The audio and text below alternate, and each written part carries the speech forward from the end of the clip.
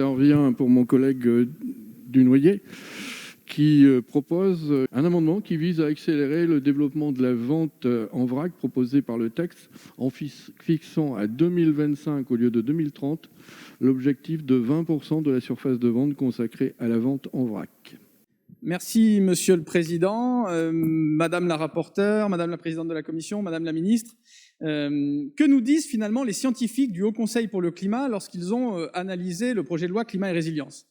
Ils nous disent que c'est un pas supplémentaire important et il faut saluer. Et ils disent aussi qu'il faut rajouter encore des mesures structurantes et des jalons intermédiaires pour être cohérents dans l'atteinte de ces objectifs si nous voulons être dans les clous de l'accord de Paris. Je le rappelle, 40% de réduction des émissions de gaz à effet de serre en 2030 par rapport à 1990.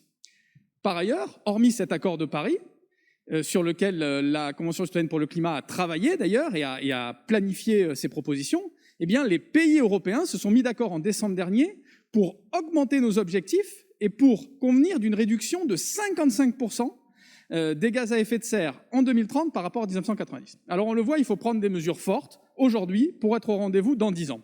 Je voudrais saluer l'amendement de Madame la rapporteure en commission qui a rendu normatif l'objectif de 20% de développement du vrac en 2030. C'est une trajectoire très ambitieuse et cet objectif est ambitieux, il est rendu normatif. Mon amendement propose de mettre des jalons intermédiaires pour rendre crédible cette trajectoire en 2025, en 2028. Si on veut atteindre le 20% en 2030, il faut qu'on ait une trajectoire crédible et ambitieuse. Je vous remercie. Madame la rapporteure, sur ces amendements en discussion commune. Merci Monsieur le Président, chers collègues. Merci d'avoir souligné en effet l'apport majeur que nous avons fait en commission, puisque un article qui était uniquement programmatoire est devenu normatif. Donc là maintenant, il y a une trajectoire très claire qui a été fixée, mais l'idée c'est aussi de se tenir à cette trajectoire telle qu'elle a été fixée, qui permet encore une fois de donner impulsion et de permettre aux acteurs d'anticiper, de s'adapter. Et on l'espère aussi de faire mieux. Encore une fois, par contre, maintenant, ils savent qu'il y aura une obligation à agir et à faire, puisque ce sera effectif en 2030, quoi qu'il arrive. Donc, demande de retrait sur l'ensemble de ces amendements, sinon défavorables. Merci, Monsieur le Président.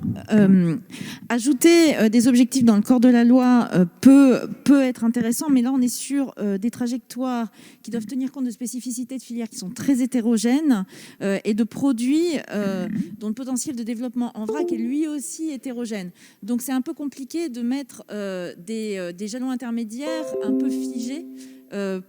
Et c'est pourquoi nous, on préfère garder cette souplesse dans justement le décret qui permettra d'essayer de faire ça plus en finesse. C'est pourquoi j'ai émis un avis défavorable sur ces amendements. Donc sur l'ensemble des amendements, donc je les vois successivement. Tout d'abord en commençant par le 4594, qui est pour, contre, rejeté.